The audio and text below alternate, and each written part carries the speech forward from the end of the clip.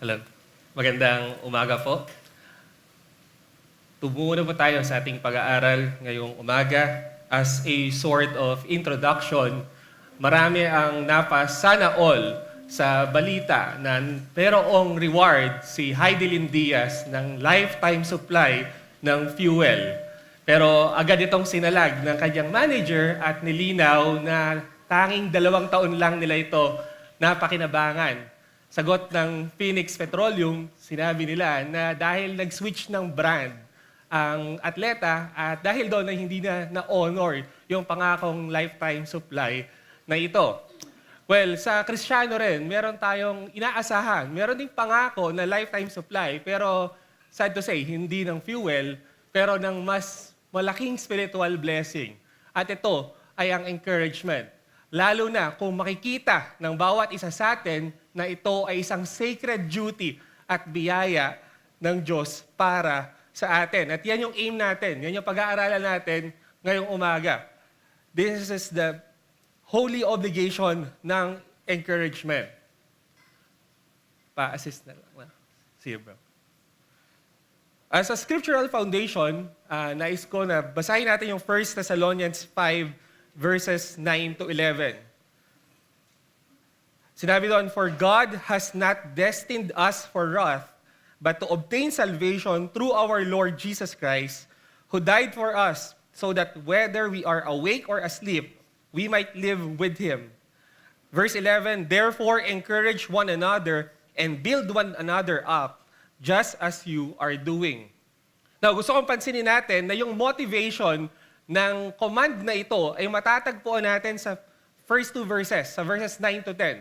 Sinabi na ang magko-compel sa atin to encourage one another ay yung katotohanan na rooted ito sa ating salvation. We are not destined for wrath. Ibig sabihin, sa mga Kristiyano na nakatanggap ng biyaya ng Diyos, ito ay kinocommand. Ito ay isang required na duty.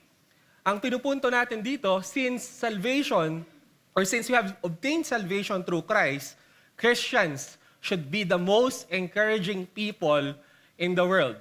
Wala nang iba. Tayo ang may rason, tayo ang may dahilan para maging pinaka-encouraging na mga tao dito sa mundo.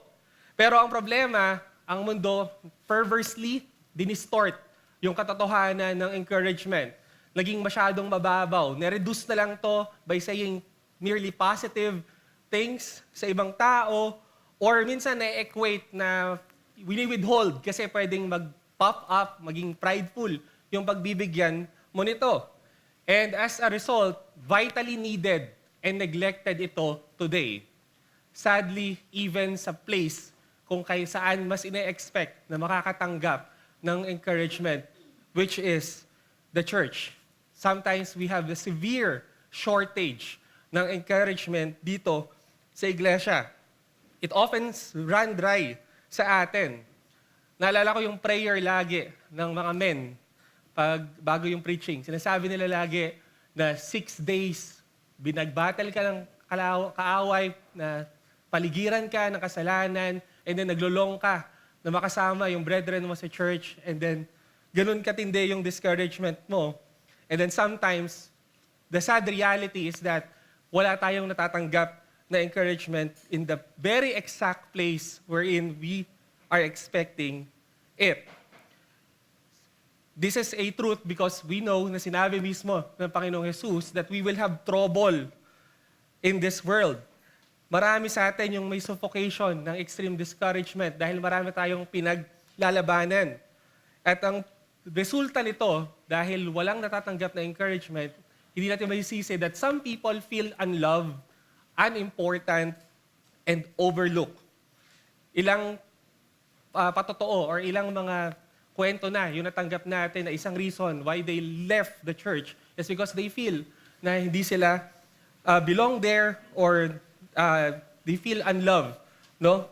And makikita natin na sa New Testament church, it is a regular part. No? This is a sad reality because, again, we have to acknowledge that the church is the source, both the source of discouragement and encouragement for a saint.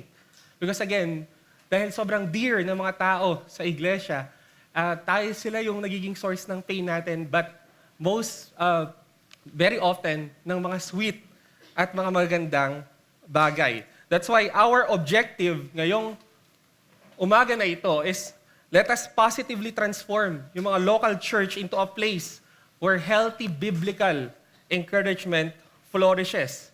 And secondly, we have to urge the people of God to actively, intentionally, and joyfully live out this scriptural command and to regard it as a holy obligation.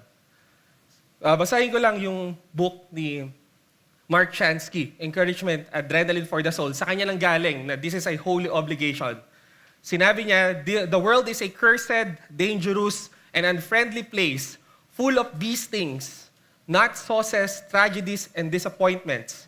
People are vulnerable to the suffocation of extreme discouragement, and we are solemnly obligated to give them shots of encouragement when it is within our power to deliver. We all have a holy obligation to speak through strengthening and emboldening words of encouragement to people with whom we cross paths. At gusto ko magbigay ng ilang reason why it should be treated or regarded as a holy obligation. First rationale is it is commanded by God.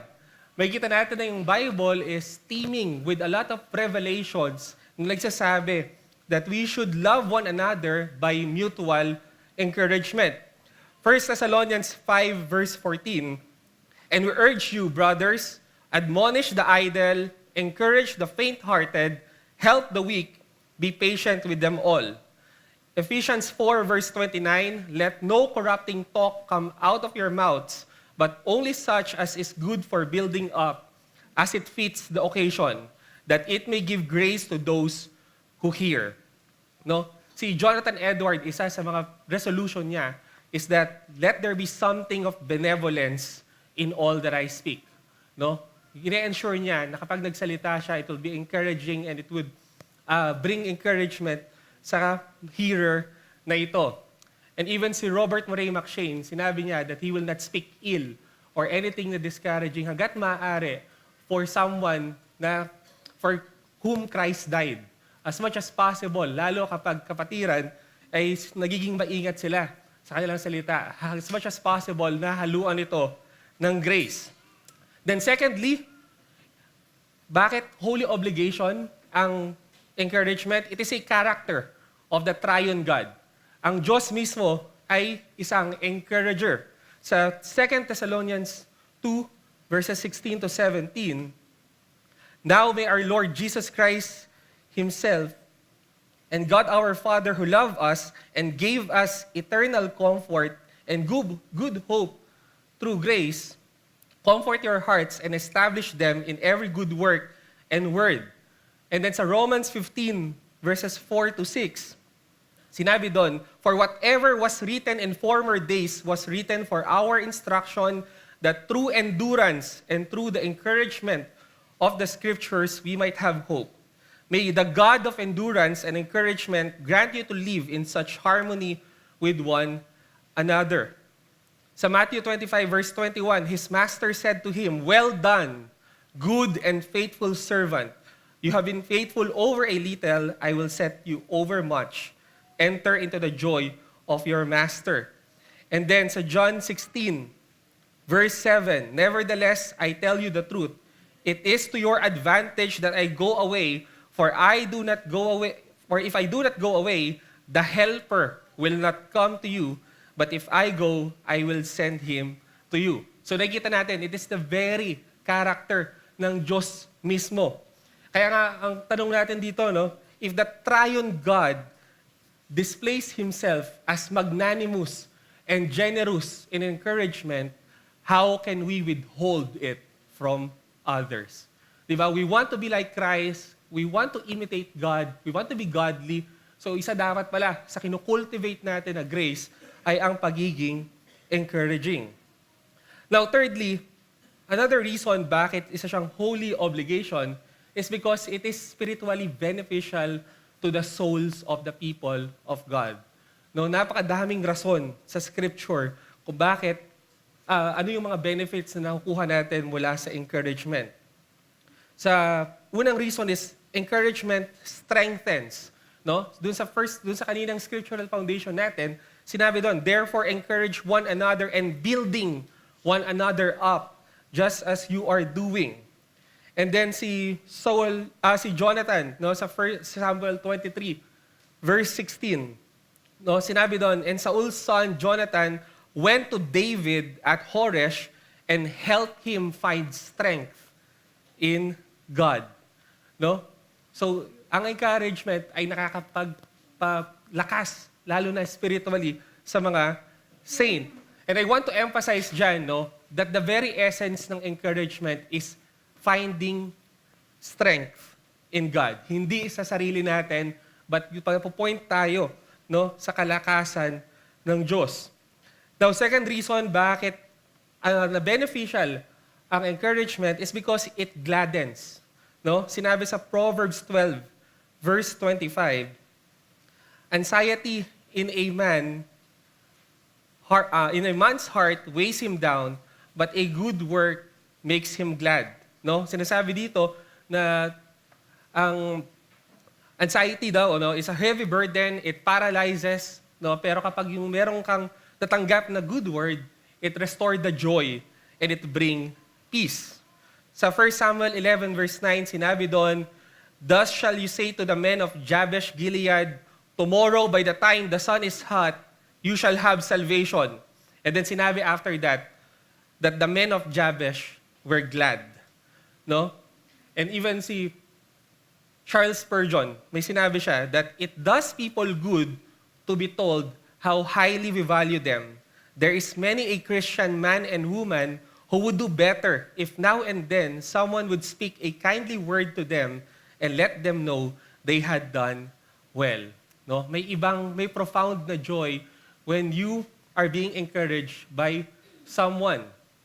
I was listening sa isang snippet ng video ni Pastor Derek Parfan at sinasabi niya doon, no, ina-encourage niya yung church niya na ibigay yung encouragement because that is something daw na freely at hindi naman daw ganun ka-inconvenient para sa mga tao na ibigay. And again, hindi mo ma-equate yung happiness, yung joy na pwede mong i-bring doon sa recipient kung maggagamitin or magiging intentional ka in giving some kind words.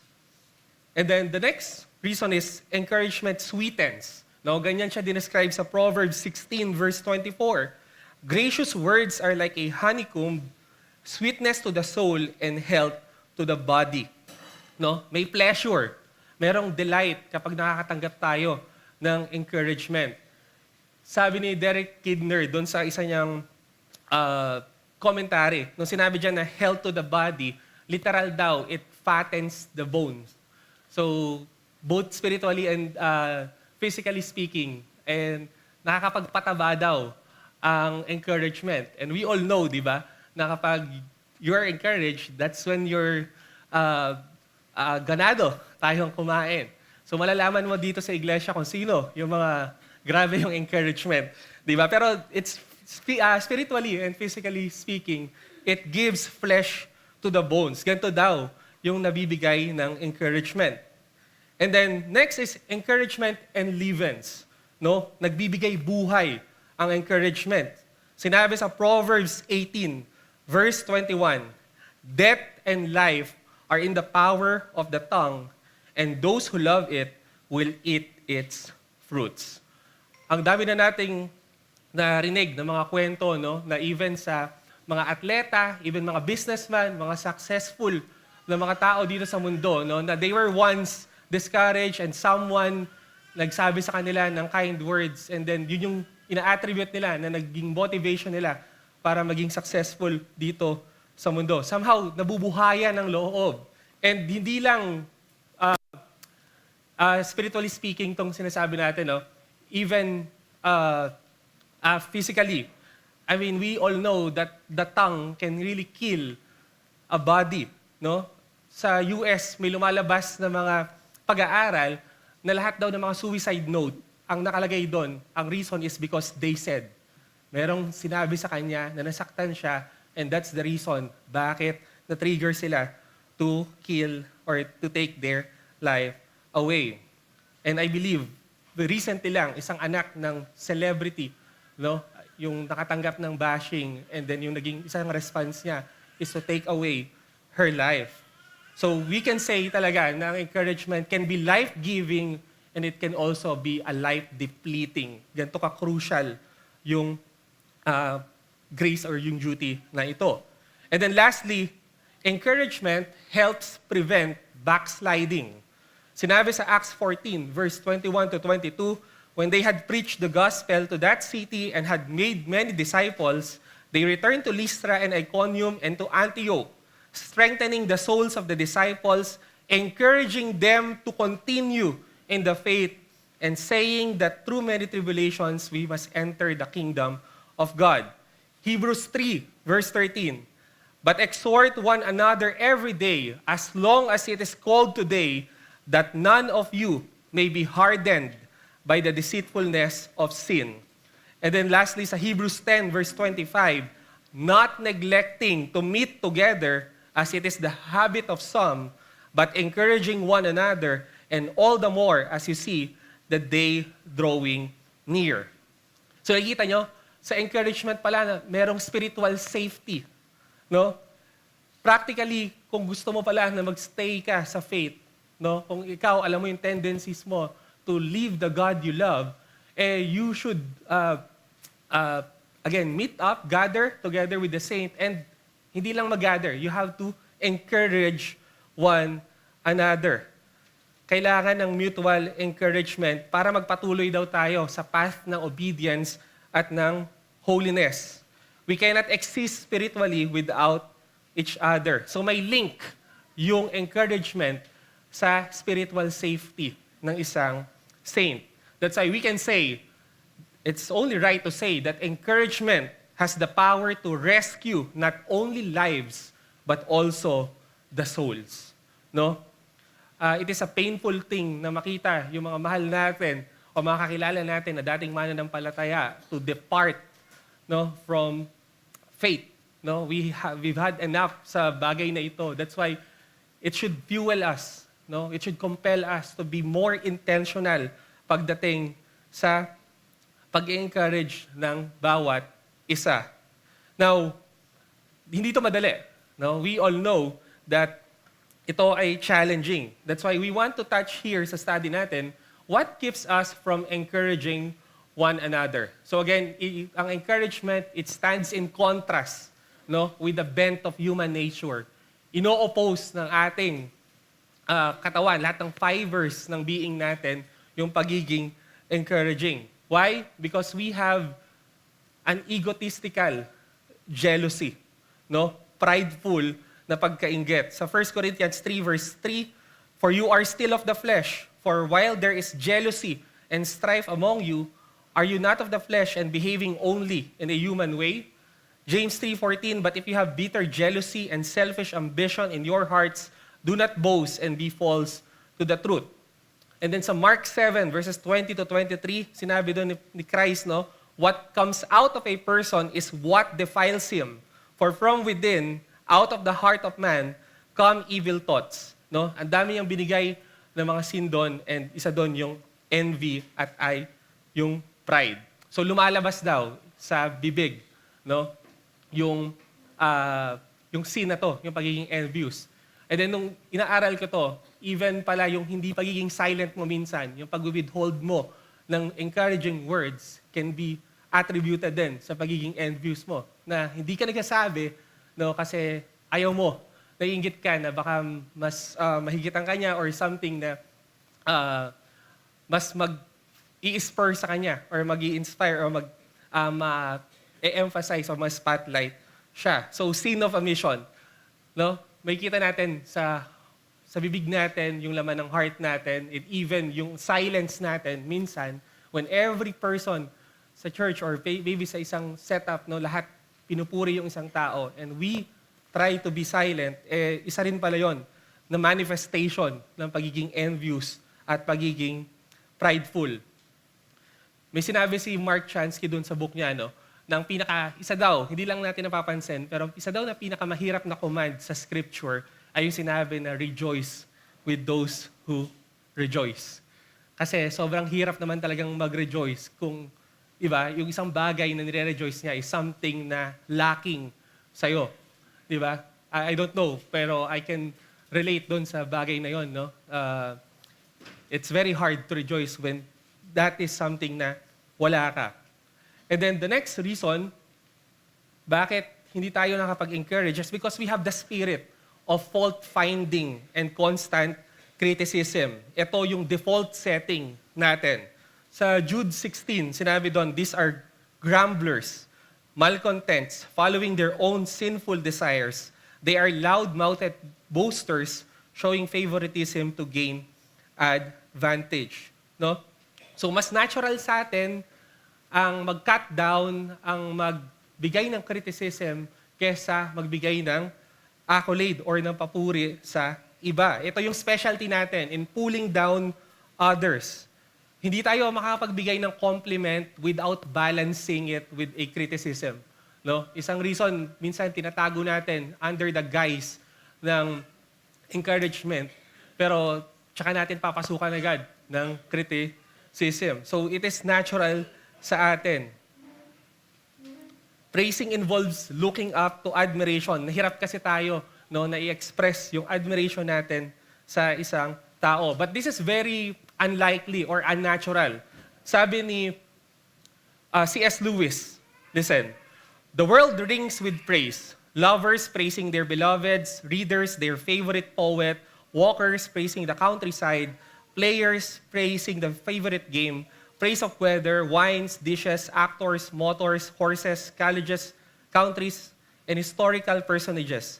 I had not noticed how the humblest and at the same time most balanced and capacious minds praise most, while the cranks, misfits, and malcontents praise least.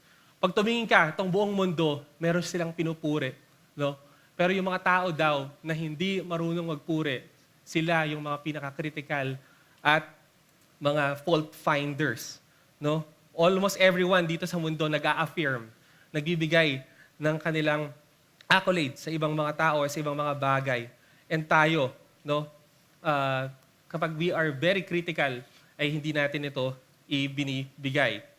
Sabi ni John Piper, no, nagsisin daw tayo pag ganon.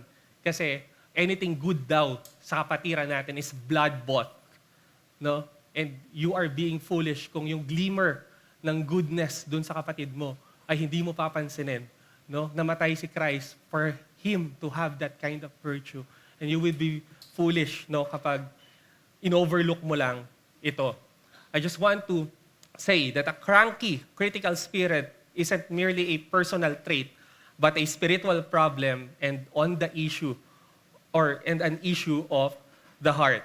Examine, no? Baka kaya hindi ka overflowing sa praises or sa encouragement is because you have a heart issue, no, na dapat ma-address ng gospel, no? Baka imbes na fact finder ka, lagi kang nagpa-find ng fault nang makikita mo, na overlook mo yung mga magagandang bagay at mas nag-focus ka sa negative. And again, hindi lang siya personality trait, no?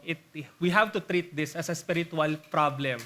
At ang kailangan natin dito is repentance, and we have to put on the virtue of a encouraging and praising spirit. And then next, our self-preoccupation. No? Masyado tayong nakafocus sa ating mga sarili. Sabi ni John Piper, when our mouths are empty of praise for others, it is probably because our hearts are full of love for self. Pag empty ang bibig mo ng mga encouragement, it's because punong-puno ka yung heart mo ng sarili mo. No? Kasi ang under normal circumstances, sabi sa Proverbs 10:11, ang mouth daw ng righteous is a fountain of life. No? Ito daw yung source ng maganda, ng mga good word. No? And then, kung di man encouragement, eh baka dahil nakafocus ka nga sa welfare lang, lagi mo lang iniisip yung sarili mo.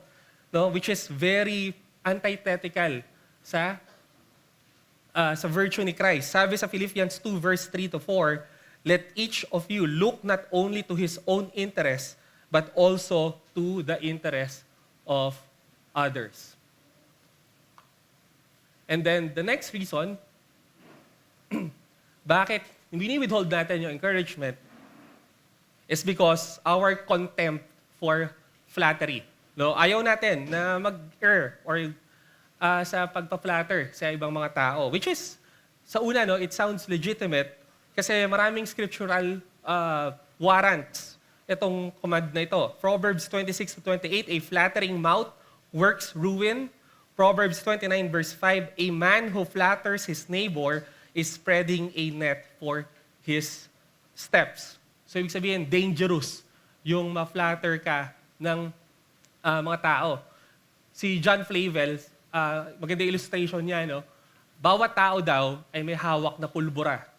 At ang isang flatterer ay isa siyang apoy. Na the moment na i-flatter ka niya, isasabog kayong pareho. No? Ganun daw ka-dangerous yung pag-flatter. And sa scripture, makikita natin maraming verses na ginamit ito ng mga false teachers under the guise of encouragement, pinasok nila yung mga heresy. Pero may warning dito si Mark Chansky, no, na wag daw nating gawing reason or masyadong mag-dwell dun sa flattery. Meron siyang binigay na advice, paano natin mababalance, no? Na hindi din mag-flatter, but at the same time, generous sa encouragement. Listen to this. This is very insightful. Sabi niya, so again, we see that simply because something can be abused doesn't mean it is disposable. Giving can deteriorate into bribery, but keep giving carefully. Getting can deteriorate into greed, but keep getting carefully. Encouraging can deteriorate into flattery, but keep encouraging carefully. Yes, beware. The blessing of encouragement and praise can become excessive, as Proverbs reminds us. Have you found honey? Eat only as much as you need, lest you be filled with it and vomit. So sabi niya dito, so don't exaggerate. Praise proportionately. Give bronze praise for bronze accomplishments, silver for silver, and gold for gold. Don't overdo it. No? Iniisip kasi natin na yung pagiging generous sa encouragement, sometimes tantamount yan sa exaggeration or what, no? Pero hindi. Ang gusto lang sabihin nila, ni Mark Chansky dito, hindi dapat tayo napaparalyze sa pag-encourage sa ibang tao dahil lang sa reason natin na mapa-flatter siya. Napaka-insightful yung sinabi niya na praise proportionately. Give bronze praise for bronze accomplishments. Even Proverbs 25 verse 27, it is not good to eat much honey. No? Ma-overdose. And something na too much is, alam natin, detrimental sa atin. Sa isang blog ni Mark Jones, no, in-address niya yung tungkol sa flattery, especially sa mga nangyayari, yung mga nagko-conference ng mga minister, no, na nagkakaroon pa ng standing ovation, iba yung treatment ng sobra-sobra yung nagiging treatment, parang wino-worship na daw yung guest speaker or what. No, maganda yung kinungkulog niya doon, na isang prayer niya daw, that may we cut out flattering lips and simply acknowledge and praise God for faithful servants of Christ, so that God's people are left in no doubt who the glorious one is, when sadly sometimes it is hard to tell. No? May ganyang tendency kapag masyado nating pina-flatter or binibigyan ng masyadong praise yung isang servant lang din naman, fellow servant ni Christ. Merong tendency na sometimes it is hard to tell dahil sa sobrang exaggerated at flattering na nga yung mga sinasabi natin. And again, we know na susceptible ang lahat pagdating dito. And then lastly, what keeps us from encouraging one another, it is our reluctance to make people proud. Ayaw natin na magyabang ang isang tao. Kaya as much as possible, hindi natin masyadong ina-affirm. No? Kasi sinabi sa James 4 verse 6, but He gives more grace. Therefore it says, God opposes the proud, but gives grace to the humble. Merong commentary si David Murray, no? Sabi niya doon, sometimes even Reformed theology, or I should say, an imbalanced Reformed theology could deter expressions of appreciation. Affirming good works, don't we believe in total depravity? Praising people will only make them proud. Isn't humbling people our aim? Soli Deo Gloria, where does people praise enter the picture? No? Meron tayong ganong sense, no? Strange sense na parang uncomfortable tayo. No? Ibagbigay ng praise to the point na hindi na lang natin may mention or hindi na lang natin sasabihin. Pero sinabi ni John Piper that this is very wrong because it goes against dun sa mga scriptural command din. No? Sinabi sa Proverbs 31-30, a woman who fears the Lord is to be praised. So ibig sabihin nun, hindi lang woman, pero natural na ang tao ay pwede ring puriin. And then sinabi sa Matthew 25, no, well done, good and faithful servant. So si Christ mismo, nagbibigay siya ng encouragement and affirmation, no, doon sa mga faithful. And then, ang lahat ng gawa ng Diyos is worthy to be praised. No? Tinawag ng Diyos after creation, no, bawat gawa niya, sinasabi, di ba, God saw it good. No? So kung i-withhold mo lang yan para hindi siya magyabang, is totally wrong. Pero, real quick, daanan lang natin yung mga clarifications about encouragement. No? A person's longing to be encouraged and commended is not fundamentally unhealthy and sinful. No, wag nating i-demonize lagi yung isang tao na merong longing to be commended because it is rooted in our being created in the image of God. No? Again, ang heavenly creator natin mismo sa 6 days ng kanyang work ay nagsinabi na good lahat ng kanyang create. And then also, it is rooted to our one day giving an account to God. Di ba? Merong panahon na gusto natin na ma-acknowledge tayo ng Diyos, no? Na katulad ng sinabi ng commendation ni Christ, well done, good and faithful servant. And then thirdly, dapat hindi natin nire-restrict yung commendation para sa mga God-approved endeavors. No? Especially kung alam natin that is a ministry that would glorify God, no? That is worthy ng ating encouragement. Ang sinabi sa 3 John 11, Beloved, do not imitate what is evil, but what is good. He who does good is of God, but he who does evil has not seen God. So if it's something of God, then it's worthy para purihin. Pero again, we have to pay attention, i-balance natin to, na if it's something sinful, if it's something na alam mo na mali, well, you don't have to expect na someone will recognize that. And if you praise yan ng tao, ang dapat lang na pinipraise ng tao ay ang something God-approved endeavor. And then second clarification is the pleasure in being affirmed and encouraged is not necessarily pride. No? Yung pagkakaroon mo ng kasiyahan or delight kapag pinupuri ka, hindi naman siya laging ma-equate sa pride. In fact, ang isang humble, ang totoong Christian, Christian na may humility will actually receive gracefully yung mga compliments at yung mga good word sa kanya. Kasi it is false humility na i-deny natin or hindi natin i-acknowledge yung something good sa atin. Pag ina-accept mo yung encouragement or yung pagkakaroon mo ng consciousness na kailangan mo ng encouragement, it is actually God-glorifying because ina-admit mo na weak ka, na kailangan mo every time ng constant na supply ng encouragement. So wag nating equate lagi sa pride, no? Kapag gusto natin na makomment tayo ng mga tao. Sabi ni C.S. Lewis sa kanyang book na Mere Christianity, pleasure in being praised is not pride. The child who is patted on the back for doing a lesson well, the woman whose beauty is praised by her lover, the saved soul to whom Christ says, well done, are pleased and ought to be.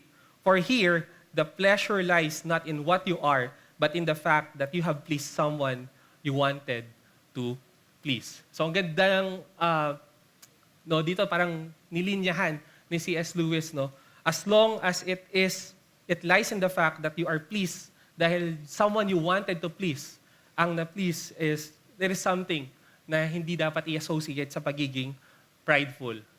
So, as we conclude this part, Christian humility does not consist in denying what there is of good in us, but in the consciousness that what we have of good is due to the grace of God and the work of Christ in our lives. No? Hindi yung pagde-deny natin. No? It is pag-affirm natin na mayroon maganda sa atin. There's something good in us because kumikilos si Kristo sa ating buhay. And then, number 3, boasting to encourage others is not in itself evil. No? Yung pagyayabang, yung boast or bragging ay hindi dapat agad in-associate na evil. No? Yes, merong kind ng boasting na talagang prideful, unattractive. Ito yung pag-pinagayabang mo ay yung sarili mo. No? Pero to boast in the outstanding performances of others is actually virtuous. Because yan, yung sinabi sa Proverbs 27 verse 2. Let another man praise you and not your own mouths. Sa Romans 16 at sa maraming account, mababasa natin si Paul, binoboast niya yung mga achievement and accomplishment ng ibang mga saints sa lugar na sinusulatan niya. No? Yan dyan yung mga scriptural references. So we just want to say na sa ganitong context, boasting isn't intended to pop up the recipients with pride, but to inspire and spur them forward. No? Ganun ka-powerful yung encouragement that it really fuels o lalong mas ginaganahan yung isang tao, lalo yung nag-ministry, no? Na ipagpatuloy yung kanyang paglilingkod sa Diyos. So sometimes, we all know na kapag pinagyabang ng isang tao, hindi yung sarili niyang achievement, pero yung ginagawa mo as something na commendable, it really boosts, no, yung energy sa'yo at parang mas gusto mo pa na mas maglingkod sa Diyos. And then, lastly, no glory is taken away from God by encouraging and affirming human beings. No, wala, hindi nababawasan yung glory na para sa Diyos kapag nagbibigay tayo ng commendation or ng approval natin sa iba. In fact, God is glorified when we affirm the work that He has done and is doing in others. No, mas nag-glorify nga ang Diyos kapag ina-affirm natin yung something na maganda sa tao. No? And if we fail to do so, we risk robbing God of praise by not recognizing His work in His people. Ang ganda ng book ni Samuel Crabtree, sinabi niya doon, no glory is stolen from God when Daniel praises Nebuchadnezzar, Daniel honors Darius, Gabriel singles out Mary, the writer of Hebrews commends Abel, Enoch, Noah, Abraham, Isaac, Jacob, Joseph, Moses' parents, Rahab, Gideon, Barak, Samson, Jephthah, Samuel, the prophets, the martyrs. No glory is stolen from God when He Himself affirms Noah as righteous, Pharaoh affirms Joseph as wise, Boaz commends Ruth, worthy or virtuous, and Saul commends David, and so on. And even God, walang nagkuhang glory sa Kanya when He Himself praised His Son. No? So, ibig sabihin lang dyan, no? Huwag tayong awkward na i-employ yung encouragement sa iba or giving praise to others because again, hindi nababawasan yung glory na para sa Diyos. Now, let's go to the practical side ng lesson na ito. How to encourage one another? Well, first things first, let the scriptures be your starting point for encouraging others. No? Not everyone, kung katulad ko kayo, hindi ko nag-struggle ako in crafting the words na kailangan ko sabihin when you are encouraging ang isang tao. Pero again, ito yung dapat natin pinagdodrawan na mga shots ng encouragement na gusto nating i-share. No? Because again, we all know that the scripture is the most encouraging book sa bundong ito. And it would be wise kung minsan wala kang words, pero i-quote mo na lang yung scripture. And alam natin na it would really do its work na i-encourage yung recipient na ito. And then secondly, commend the character of Christ in them. No? Maganda yung sinabi ni Gavin Ortland na meron silang practice sa men's ministry nila na mag-meet sila every Sunday. And then doon daw, yung mga men, sinisimulan nila yung sentence ng, I saw Christ in you last ganito. No, pag may nakita silang something na na positive or magandang ginawa ng isang ka-church nila. No? Sinasabi nila, I saw Christ in you when you step up, nung kailangan yung ganito. I saw the grace of God in you when gumawa ka ng something na noble. So I think that is something na pwede nating i-imitate. Kasi we have to acknowledge, yung salvation is not in a code. No? It is in a person. So it is with character. Nandun yung fruits, nandun yung grace ng tao. So that is something na dapat kinocommend natin. And then, thirdly, offer encouragement generously and without delay. Sabi sa Proverbs 3 verse 27, do not withhold good from those to whom it is due, when it is in your power to do it. So dapat daw, yung encouragement natin, it will come as much as possible in the time when it is most needed. Dapat without delay. No? Dapat kung nasa power naman natin, we have to give it. No? Let your encouragement take many forms and other heartily expressions. Hindi naman limitado lang sa salita o life-giving words ang encouragement. Lalo ngayon, with the advent ng social media, there are a lot of ways para i-encourage natin ang isang tao. Hindi porket extrovert ka at hindi mo kayang makipag-usap, hindi ka na makakapag-encourage. You can do it via chat. No? May sinasabi pa nga na even yung pag-react mo lang sa isang post, yung pag-share mo lang, yung pag-mention mo lang, no, it is something na encouraging doon sa tao. So wag lang nating limitahan yung encouragement mere words lang. Even physical contact, sometimes yung tap sa back, no, it speaks volumes kung gaano ka-encouraging yung ginagawa mo sa tao.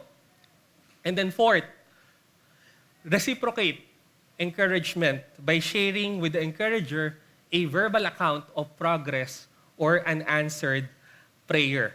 No? Mare-reciprocate mo daw, may babalik mo daw yung encouragement na binigay sa'yo ng encourager kapag nag-report ka pabalik dun sa taong nagbigay ito sa'yo. Di ba ganyan yung nangyari kay Paul? No?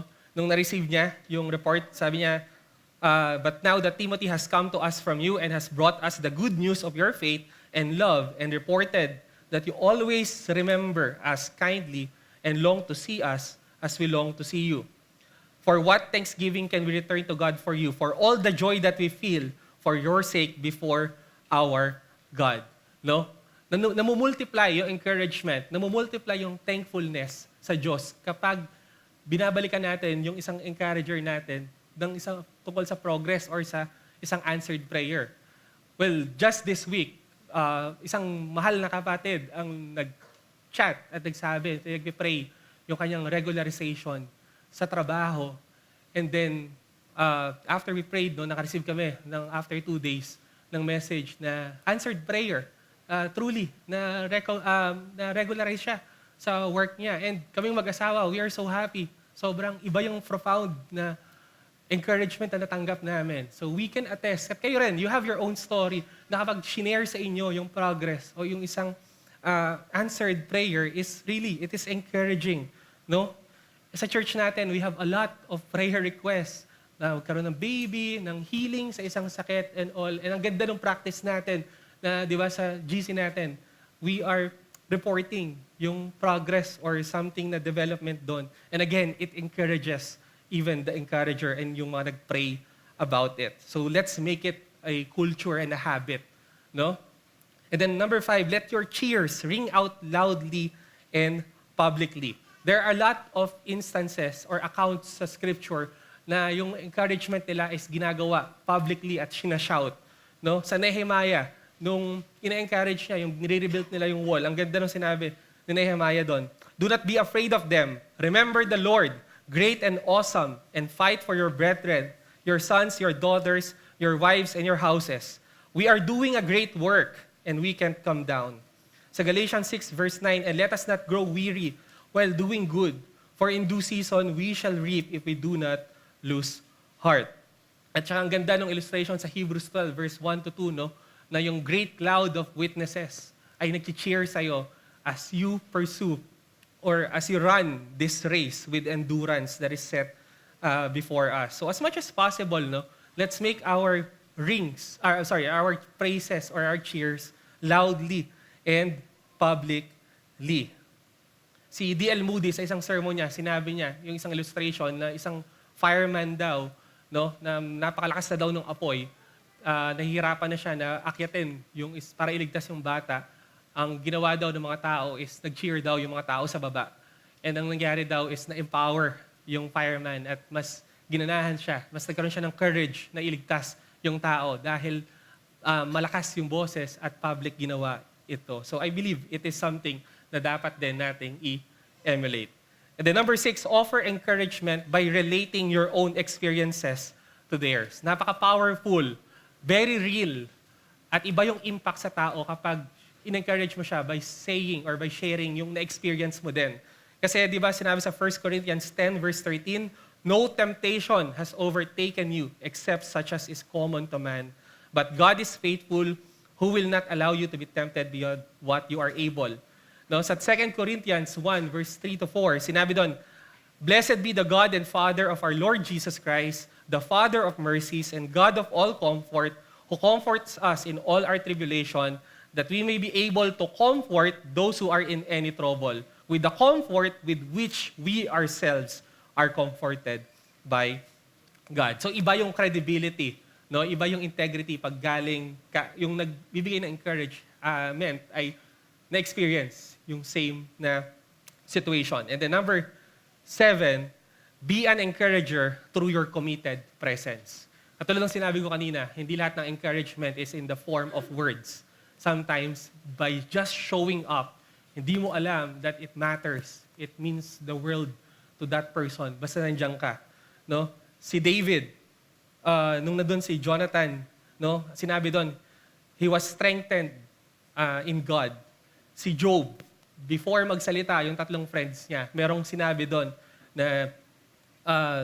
na gladden si Job. Before magsalita, mere presence lang ng tatlong kaibigan niya.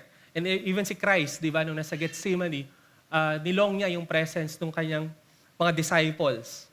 And then, si Onesiphorus, no, sinasabi ni Paul na he often refreshed me kapag kasama niya yung tao na ito.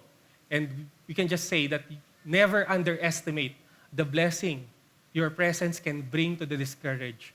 That's why we have to keep on showing up. May isa akong article na nabasa na sinabi, heroes in the pew. No? Marami nagsasabi na akala nila ang someone na mas active na nagmi-ministry, yun daw yung mas encouraging. Yung nakita mo sa pulpit, yung nakita mo sa public. No? Pero ang totoo daw namang hero ay yung mga tao na laging nandyan na nakaupo because hindi nyo alam, you have no idea kung gaano katindi yung encouragement na binibigay by just your mere presence. Meron tayo ditong kapatid na alam natin may sakit pero mahirap sa kanyang pumunta dito, no? Or frail na, pero kita nyo, lagi siyang nandito at iba yung nabibigay na encouragement na ito. So be committed, no? Keep on showing up. And then quick na lang, implications ng encouragement. Sa husband, ibig sabihin nito, we don't have to obsess on the blemishes of your wife, but bask in her virtues. No? Life is too short para i-spend mo lang, na i-point out mo lang yung mga blemish ng wife mo. No? So, ituring mo siya as a weaker vessel. Maganda yung sinabi ni Pastor dito, no? Sa PMC, na yung weaker vessel doon, hindi ibig sabihin nun is parang mahina or what talaga. Ibig sabihin nun is pagiging precious, no? Na something na kailangan mong ingatan. So don't waste your time na i-point out sa kanya yung kanyang mga kamalian or mga weakness niya. And then yung wife, use the immense power you have in the life of your husband to build him up and not to tear him down. Sabi ni Mark Chansky, meron daw kakaibang power ang asawa na babae sa lalaki. Di ba si Adam, napakanta siya nung nakita niya yung si Eve. No? So it takes a woman to take that song out of the man. So iba yung encouragement din na maibibigay, salalay sa mga wife, yung encouragement na mararanasan ng isang husband. Sinabi ni Timothy Keller, bakit daw ganito? Because ang wife mo daw ang pinaka-closest sa'yo. No? Na ibig sabihin nun, alam niya yung pinaka-ugali mo, alam niya yung mga pinaka-weaknesses mo, and kapag nakarinig ka sa kanya ng something na encouraging or something good na sinabi niya sa'yo, iba daw yung effect nun. Unlike yung mga ibang tao na hindi mo naman kasama or hindi mo asawa, di ba? Parang nag-sink in, pero medyo mababaw lang. Pero iba daw talaga yung power ng encouragement ng isang asawa.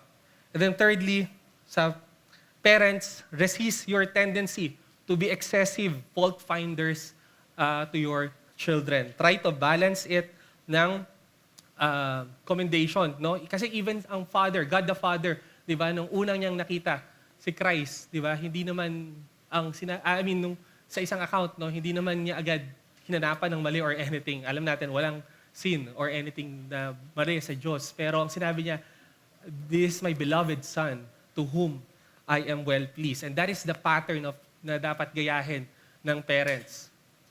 And then number four, I guess it would be foolish na hindi natin banggitin kapag encouragement ang kaibigan.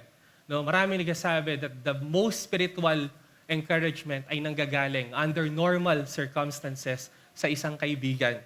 No?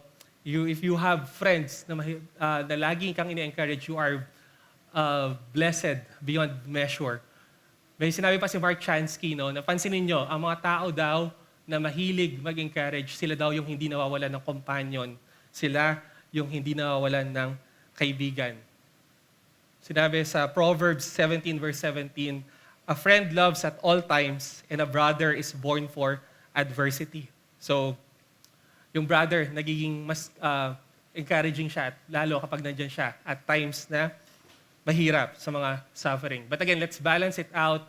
No? As wonderful as human friendships are, they are never perfect in this fallen world. That's why we still need the encouragement that comes from the Word of God. And then, church members resolve to be more the kind of church member who will energize and cheer our leaders so that their work is truly a joy and not a burden. May sinasabi dito si Kevin Dayang, no, na kapag daw naramdaman mo or sabihin mo daw sa pastor mo, kapag yung sermon niya, mas natulungan ka niya, napababanal ka niya, nakita mo lalo si Christ, or it help you to turn away from sin, i-verbalize mo daw to sa iyong pastor. Sabihin mo daw to because this is very encouraging sa kanya. Huwag daw tayong mag-alala. Sabi dito, don't worry about his head getting too big. The Lord knows how to keep his pastors humble, so you can worry about keeping your pastor going. No? So wag nating isipin na baka masyado siyang maging prideful or what, no? Because God has His own ways para i-humble ang kanyang mga tao. So please be generous when giving encouragement even to our leaders. And ganun din, ang ating pastor, he has to keep us encouraged through the faithful labor in the preaching of the Word. Again, the most encouraging book in the world is the Bible. No? And kapag faithful na pinipreach to sa atin, we all know, no? Hindi naman alam ng pastor natin or ng preacher madalas yung lahat ng pinagdadaanan natin. Pero through the pulpit ministry, di ba, dito na-address at umuwi tayo na encourage because na-address si Christ sa kanyang sermon. And then lastly, deacons continue to carry out unseen assignments with fortitude and joy. Sobrang encouraging daw sa mga church members to see na isang deacon na alam natin hindi nakikita yung mga ginagawa niya madalas, na overlook, and yet nagpapatuloy sa kanyang pagmi-ministry. Sabi ni Matt Smithers, deaconing is not for the faint of heart. Much of it is thankless. Grant work, not stage work. So dapat by mere na pagpapatuloy, nakaka-encourage na siya. And then real quick na lang, no? Paano kung walang encouragement? Well, we have to keep finding the good. No? So, again, kahit walang encouragement, lahat ng ginawa ng Diyos, again, sinabi niya sa creation niya, after niyang gawin yon, God saw it was good. No? So, gayahin natin ang Diyos na tinitignan niya lahat ng magaganda sa mga tao. And then, there's no encouragement, keep worshiping the Lord. No? Sinabi sa Job 1:21, and he said, naked I came from my mother's womb, and naked shall I return. The Lord gave, and the Lord has taken away. Blessed be the name of the Lord. So whether you are discouraged, kahit wala kang tanggap na encouragement, no? Kahit ano pa man yung circumstances mo, spare the worship. No? Mas lalo kang magpuri, all the more, mag-worship ka sa Diyos. And then lastly, keep reminding yourself of the gospel. Ito ang pinaka-ultimate na word of encouragement to fainting and collapsing souls. No? Even sabi si Jerry Bridges, our worst days are never so bad that you are beyond the reach of God's grace, and your best days are never so good that you are beyond the need of God's grace. So whether bad days, you are discouraged, and even in the good days, you have to cling to the gospel. Si Spurgeon, he make it as a daily habit. He said, I am a poor sinner still. I have to look to Christ every day as I did at the very first. So keep on encouraging, for sometimes it is the most Christ-like and God-glorifying thing we can do for one another. No? Yung pag-encourage natin might be trivial, might be menial sa mga paningin natin, pero again, sometimes hindi pag-share ng gospel really or pag-ministry ang pinaka-glorifying sa Diyos. Sometimes by mere encouraging yung mga kapatiran, it is the most Christ-like and Christ-exalting thing that we can do. Let's close in prayer. Our great Father, thank you so much for this lesson, Panginoon, and we are all guilty, Panginoon, na pag-withhold ng encouragement to one another, where in fact it is scripturally commanded, Panginoon, and kami yung pinakamaraming reason para mag-encourage because of our destiny and our the blessings, the salvation that we have obtained through the Lord Jesus Christ. So make us, Lord, great encouragers. Help us to imitate you, the triune God. Lord, kung ikaw mismo ay great encourager, we should be, Panginoon, and help us na maging blessing to the people, Lord, na itong iglesia na to will have the air and the atmosphere ng encouragement, ng benediction, ng mutual love, at ng palakasan ng building up of one another, Lord. So, we praise you. We ask this in the name of our Lord and Savior, Jesus Christ. Amen. That's it for our lesson. Maybe you have questions or thoughts. Kuya Jai. Ninong Jai. At thank you for the encouraging lesson. The encouraging lesson. Truly na kailangan nating makita to bilang obligasyon. And that is additional thought lang. Yes, ito, no? So that's nowhere more clear than in the command of Hebrews for us to gather together. So actually that's the text na yung context kung saan pwede mo siya gawin. In the context of our gathering together. Nice. So actually, encouragement is a ministry of all covenant member by the very, sinabi mo, by the very presence that you're here, you are being an encouragement sa ano. So actually, that's a better text. Just to clarify, kasi you use Proverbs 3:27. So, withhold not good to them to whom it is due when it is in the power of your hand. Just to clarify, that is truly encouraging, but in the context ng text na yun, that is actually a text not for sentimental or emotional encouragement, but actually wages. Kasi ang katulad nun, do not say to your neighbor, go tomorrow, I will give it if you have it with you. So, pero encouraging naman talaga masahudan ng tama. So, that's ang point lang. Since ginamit, I just want to clarify that this is actually used for not anything na good lang, but actually that good is monetary good. Kumbaga, kung ano yung sahod niya, ibigay mo. So, yun. But again, the encouragement to not delay is tied up kasi yung pattern natin as Reformed people is nag-gather tayo. So, dito natin talaga pwede ma-exercise yung encouragement as you have already told us in the panoply of texts. Yeah. Thank you. Thank you. Good catch po yun. Actually, hindi naman talaga yun yung immediate context. Tama po si Kuya Jai, ginamit lang siya dahil dun nga sa good and then sa emphasis na it should be timely. No? Kung kaya mo naman na-encourage, do not withhold it. Lalo yung situation ng tao because of the urgency. No? Pero again, tama po yun. Yun talaga yung pinaka-context. No? Isa lang implication kung i-extend natin perhaps itong nasabi natin. But thank you po. Ang ganda nung sinabi niya na by mere gathering lang, it is encouraging na sa atin.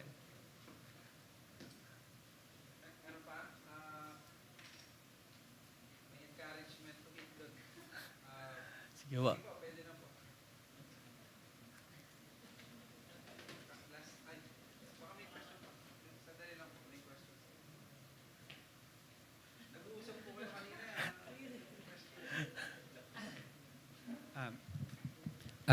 Actually, I have a something like in the point of encouragement.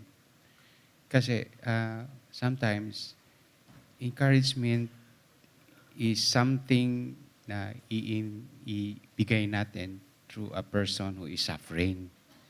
So, like the book of Job, you notice na suffering is very always pointing into a sinful nature na bakit siya nag-suffer. So, if you notice that until Job 32, na si Elihu was condemning na because of your sinfulness, you suffered this one. And then at the last point, he said na it is something like an educational and correctional, but not unity. So how can we do this in a person na in the midst of suffering? How encouragement be implemented or being through scriptures and somewhat? Paano? How?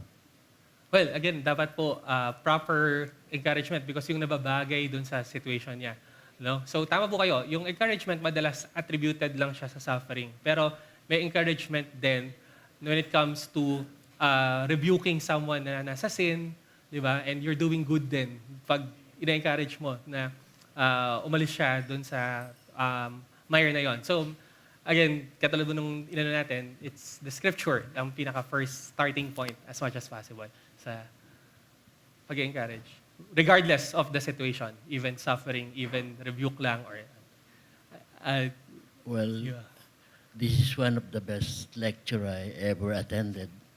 Because it really, Sobrang encouraging po niyan. talagang it will build you as a good Christian. But although ang lecture mo puro on the positive side, encouragement. If I go to the negative side, it's discouragement. Alam mo naman, yan nasisira sa tao. It may lead to killing ambition. The will to move on is deterred. And it sometimes lead to suicidal acts. Even Elijah, tingnan mo ang discouragement. He went to the wilderness. He was fed by birds. Sabi niya, Lord, get my life. I am fed up. When I was very young, I attended a sales seminar. Ang intro ng speaker, Satan is grateful that God spared his will on how to overcome discouragement. Ganun ang intro. Imagine that, even Satan. Hindi naman totoo yun, pero maganda ano. Before the lecture kasi I was about to ask, what are your tips or advice on how to overcome discouragement? Pero narinig ko na, kaya Answer senior naman ko po. na Yes lang, po. narinig ko na it's the Bible really. Yeah. Thank you Thank po. you. Thank you po. Ina-encourage na po tayo ni Pastor na Thank you mag-break. po. So, thank you po. Salamat po.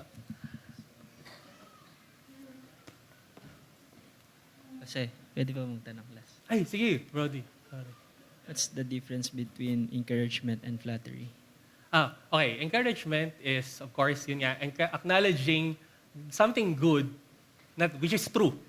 No? Yung flattery is exaggeration. Hindi masyado ng nagbo-border na siya sa pagiging untrue just for you to mag-gain ng advantage to that person na binibigay mo. For example, I said something good to you, but I don't really mean it. Sorry, bro. I said something good to you, kaya ang galing mo mag-preach, katulad sinabi na, I don't really mean it. How would you determine that is flattery or encouragement? Ano, Brody? Sorry. What if something I said to you, parang ang galing mo mag-preach or something, but I don't really mean it? Well, Eh, how would you determine it? well, that it's it not is for encouraging? me to determine given yung sinful Yes. nature ko. Ah. But because flattery is a issue of the heart siya. Yes. So it's really Personal. God. So ang Diyos talaga ang nakakaalam nun. So ako, as a sinful being, hindi ko makikita yun. Cannot As- judge. It's hard Cannot to... judge na flattery Correct. or- Blurred yung ano ko. Parang ganyan. Thank you, bro. That's a good question. Thank you.